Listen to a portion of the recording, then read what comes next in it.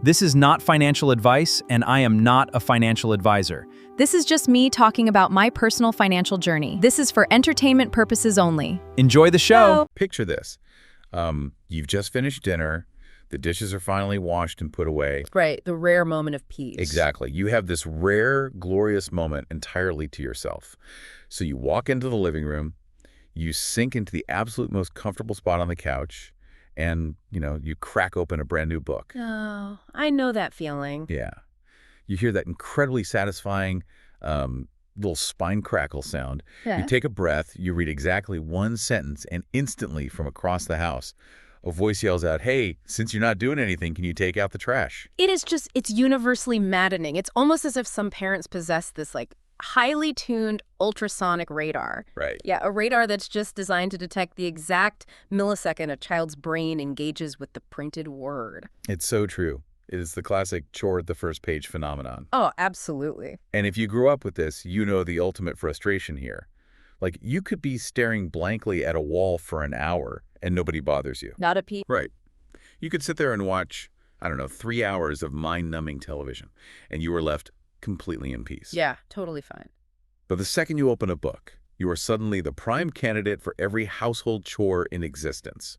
So welcome to your custom deep dive. Glad to be here. Today, our mission is to unpack the stack of notes you provided on this really bizarre, highly specific household double standard. It's a fascinating topic, honestly. It really is. We're looking at why some parents happily tolerate endless hours of TV watching, but feel this overwhelming urge to interrupt, pester, or completely break a child's concentration the precise moment they start to read. Yeah, and when you're the kid on the couch, it feels like a targeted attack on your hobbies. Oh, totally. You feel singled out. Right, you feel uniquely persecuted.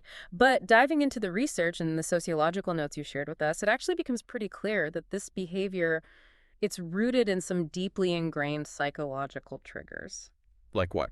Well, mostly regarding shared space, body language, and attention. Okay, let's unpack this. Because to truly understand the chore at the first page dynamic, we kind of have to start by looking at the physical and psychological space a person occupies. Exactly. When they engage with different types of media, it's not just about what you're doing in the living room. No, not. It's about how your presence is actually felt by others in that room. Yeah, and the sources introduced two incredibly important opposing concepts to explain this. Okay. We have social availability versus cognitive absence. Social availability and cognitive absence. Okay, right. So let's look at television first. When you're sitting in the family room watching a broadcast, you're in a state of social availability. Meaning you're still there? Exactly. Your eyes might be glued to the screen, but fundamentally, you are still in the room. Right, your peripheral vision is still registering the environment. You can hear the dog whining at the back door. Yes, exactly. Or you can casually laugh if his sibling makes a joke. Your consciousness remains tethered to the physical space you share with your family. Which means you remain accessible to the parent. Accessible. Okay, that makes sense. Yeah. So how is reading different? Well, reading induces the exact opposite state. It requires what psychologists refer to as cognitive absence. Wow. Cognitive absence. Yeah. When you open a novel, you have to actively block out auditory and visual stimuli to process the text. You're basically constructing a private mental wall between yourself and the physical room. Right. You are transporting your consciousness completely into the world of the book.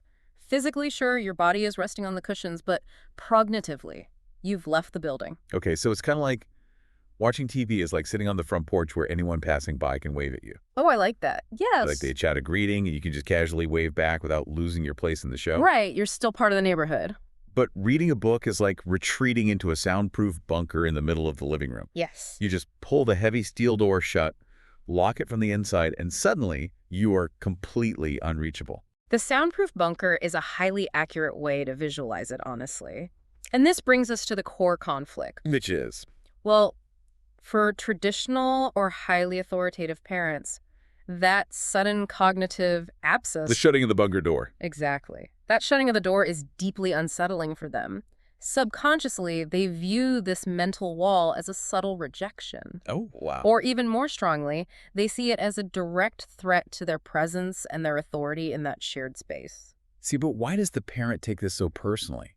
Like, what is it about that mental wall that feels threatening? Yeah. Because my initial read on this was just that my parents resented literacy. A lot of people think that. Right. I assumed it was classic anti-intellectualism. Or maybe they just hated the specific books I chose, Right. But right. looking closely at these notes on spatial dynamics, that doesn't actually hold up at all. No, it really doesn't. If a parent is walking into the room and seeing that soundproof bunker, they aren't angry at the words on the page. Not at all. They're reacting to the architecture of the room itself. That is a crucial distinction. We are dealing with spatial dynamics and subconscious authority here, not logic. Right. Think about the layout of a traditional family room. The furniture is usually pointed toward the television. The TV acts as the sort of communal hearth. Yeah, totally. When a parent walks into a room where a child is watching TV, the parent can instantly join that activity. They can look at the screen, understand the context in 2 seconds, and basically participate. They retain their status as the director of the room. Exactly. But when a child is in the soundproof bunker of a book, the parent is entirely locked out. They walk into the room, and they have zero access to what the child is experiencing. So the parent's internal monologue is basically, I am the authority figure in this house, but I have no idea where my child's mind is right now. And I can't easily join them. Yeah. Exactly. Wow. What's fascinating here is how this informational barrier triggers this almost reflexive need to reassert control. Okay, tell me more about that. Well, the sources point out that television provides a unified audiovisual experience. Everyone in the living room hears the same laugh track, right? Right. Everyone sees the same car chase. It is a shared context. But books are entirely, aggressively private. The parent is completely excluded from the child's informational intake. Which perfectly explains the timing of the interruption. Yes. It is the reason the chore is assigned the absolute exact moment the book opens. Bingo. The parent sees the bunker door closing and instinctively throws a foot in the door to keep it open. So shouting, "Take out the trash," is essentially them saying, "Acknowledge me." Prove that you're still responsive to my commands. Wow. Prove that I still have jurisdiction over your attention. That is wild. But wait, let me play devil's advocate for a second. Sure. Are we absolutely sure these parents don't just secretly hate reading? Or that they don't value literacy? It's a fair question, but based on the sources, it's really not about a hatred for reading. It is a clash over attention, body language, and spatial control. Yep. It's a spatial boundary test. The parent needs to confirm that they can still pull you back into the physical realm. That makes a lot of sense. And this explains some of the other deeply relatable and frankly infuriating examples in the source material. Like, we see countless anecdotes of parents walking by and suddenly snapping a child's book shut as a joke. Oh my gosh, the joke that is literally never actually funny to the person reading. Never. Not once. But it's framed as playful banter. Psychologically, though, it's a micro-assertion of dominance. A micro-assertion of dominance. Yeah, the parent is physically collapsing the child's mental wall to remind them, I'm still here, and I can pull you back into the physical room whenever I choose. Because the privacy of the page is just deeply uncomfortable for them. Exactly. It's uncomfortable for a parent who relies on total transparency and availability to feel secure in their authority. You know, I'd argue it goes even further than just the informational barrier. Oh, how so? It's the physical posture of reading itself. Like, think about it. When you watch TV, your posture is outwardly directed. That's true. Your head is up, your body is generally open, and you look receptive to the room. But the posture of reading, Oh, it's completely closed off. head down, eyes tracking silently, shoulders hunched inward. Sometimes the book is literally held up like a physical shield, blocking the face. Yeah, it's a posture of total self-containment. Right. The body language of reading just loudly broadcasts, I do not need you right now. I am entirely self-sufficient. Which is huge, because for a parent whose identity is heavily wrapped up in being needed or in managing the family's moment-to-moment activities, that self-contained posture is an absolute trigger. They're managing their own anxiety about being excluded from your cognitive space. Exactly. And that creates a profound, lasting impact on the child. Oh, absolutely. If you are constantly interrupted, the second you display that posture of self-containment, you adapt. You start associating reading with guilt. Yes, you start reading in secret. You hide books under your mattress, Yeah. or you read by flashlight in the closet. Not because the book itself is forbidden, Right. but because the act of cognitive absence is forbidden in the shared spaces of the house. You're basically describing the creation of a stealth reader. The child learns that intellectual privacy is something that must be stolen, rather than something that is freely permitted. It's so sad when you phrase it like that. It is. And the real tragedy is that the parents enforcing this usually have absolutely no idea they're doing it. If you ask them, they'd likely say they fully support reading and education. Okay, here's where it gets really interesting. Because this clash over the soundproof bunker isn't just like a universal human quirk that happens totally randomly. Right, there's a cultural component. Exactly. The notes you provided point specifically to regional and cultural backgrounds as the primary enforcers of this double standard. Yeah, that was a key finding in the sources. We are talking particularly about traditional working class, Midwestern or Southern households. Yeah. If we connect this to the bigger picture, we have to look at the historical values of those specific regions. In working class, rural, Midwestern, or Southern environments, moral virtue has long been directly tied to physical exertion. Right. Hard work means you are sweating. Exactly. It means you are moving, building, cleaning, or fixing something tangible. It is a culture built on the ultimate, ever-present childhood mandate. Go outside. Go outside, yes. If the sun is up, you should be outside doing something physical. And within that cultural framework, there is an inherent, deep-seated suspicion of quiet intellectualism. I can totally see that. Sitting silently with a book is completely contrary to the ethos of visible physical contribution. Well, it's because reading doesn't look like work. Exactly. Like, if you were sitting in an armchair reading a heavy, complex novel, you might be exercising your imagination, your vocabulary, and your critical thinking skills to their absolute limits. But visually, You're just sitting there. right, you aren't fixing the fence, you aren't weeding the garden, you aren't scrubbing the floor. Right. And to a parent steeped in a working class mentality, the visual act of reading is often framed as an idle, lazy, or entirely antisocial indulgence. It's the idle hands or the devil's workshop mentality applied to media consumption. That's a perfect way to put it. In these households, productivity is measured entirely by visual output. If you are reading, your hands are literally idle. Therefore, you must be available for a chore. You become a prime target for taking out the trash because, structurally speaking, you are doing absolutely nothing of practical value to the household. It is incredibly ironic when you think about it. It's deeply ironic. You can sit essentially brain dead in front of a television screen for hours, and you will be praised for resting. But if you sit perfectly still, actively engaging your mind with a book, you are condemned as doing nothing. Yeah. That contradiction used to drive me completely crazy. Well, it makes sense when you analyze how these labor-intensive cultures categorize time. Television is widely accepted as normal relaxation. Right, it's expected. It is viewed as the universally agreed upon earned rest after a long day of physical work or play. A parent comes home from a physically demanding job, sits in the recliner, and turns on the TV. It's a shared communal ritual of decompression. It is on the authorized schedule.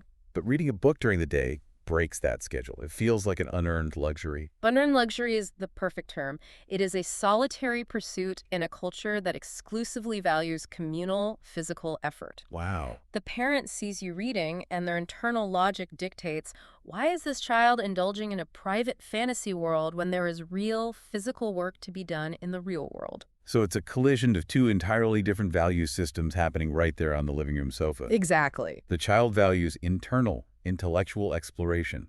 The parent values external, physical contribution. And because the parent holds the authority in the household, the child's internal exploration is constantly overridden by demands for physical labor. Which just creates an incredibly confusing environment for a developing mind. Like, schools and society at large are constantly broadcasting the message. Reading is good, reading makes you smart, read as much as you can. Yes, but their immediate home environment is effectively punishing them every single time they attempt to follow that advice in a shared space. Okay, so what does this all mean for you, the listener, who provided these notes and likely lives through this exact dynamic? It's a lot to process. It is. First and foremost, the core message here is validation. Absolutely. If you grew up experiencing this, if you felt like you had to read in secret, or if you still feel a phantom sense of guilt when you sit down with a book in the middle of the afternoon, you aren't crazy. What you experienced was very real. It was not a figment of your imagination. And more importantly, it was a complex intersection of several different behavioral drivers. Right. It was about social availability, a parental need for control over shared spaces, and deep-seated regional values regarding physical labor versus intellectualism. And understanding the mechanics behind this totally reframes those frustrating childhood memories. It empowers you to look back and see that your parents' actions were not some villainous anti-literacy campaign. Right, they weren't trying to sabotage your education. Exactly. They weren't actively trying to keep you from getting smart or punishing you for enjoying a story. They were having a predictable, almost instinctual reaction to a shift in your body language. Yeah. You were building a soundproof bunker in their living room, and they just wanted to make sure they still had the key to the door. Reframing it this way removes the personal sting from the memory, doesn't it? It really does. It was never actually about the book itself. It was about the social absence the book created. It was about a parent lacking the tools or the spatial awareness to comfortably share a room with a child who is mentally somewhere else. That is such a powerful takeaway. But, as we wrap up this deep dive, there is one final fascinating angle to this that I really want you to mull over today. Oh, this is the part that really got me thinking. Yeah, because it raises an important question about how these spatial dynamics and parental anxieties evolve over time. Right. Think about everything we just discussed regarding the privacy of a paperback book. The anxiety it caused parents because it created a mental wall and an informational barrier in the shared living space. Okay, yeah. A paperback book at least has a cover. The parent knows roughly what you are reading, even if they aren't reading it with you. True. They can see it's a fantasy novel or a biography or a textbook. Right. Now, fast forward to today. Imagine those exact same traditional family dynamics with that exact same need for spatial control and social availability, reacting to a teenager sitting on the couch with a smartphone. It is the ultimate amplification of the problem. A smartphone is completely opaque. Totally opaque. The screen is entirely hidden. The mental wall isn't just a soundproof bunker anymore. It's a reinforced concrete vault buried underground. Yeah, the informational privacy is absolute. Exactly. A parent walking into the room has no idea if the child is reading a classic novel, watching a video, talking to friends, or just scrolling mindlessly. If a simple paperback novel triggered that much parental anxiety over cognitive absence and idle hands, Yeah, how on earth is that traditional mindset supposed to process the infinite, invisible world of the smartphone? it makes you wonder if the chore at the first page phenomenon hasn't disappeared at all. It might have just mutated into an entirely new, much more complex battleground over attention and shared space. That is a wild thought to leave on. Just something to think about next time you sink into the most comfortable spot on the couch. Hear that satisfying spine crackle of a brand new book, and wait for the inevitable voice asking you to take out the trash.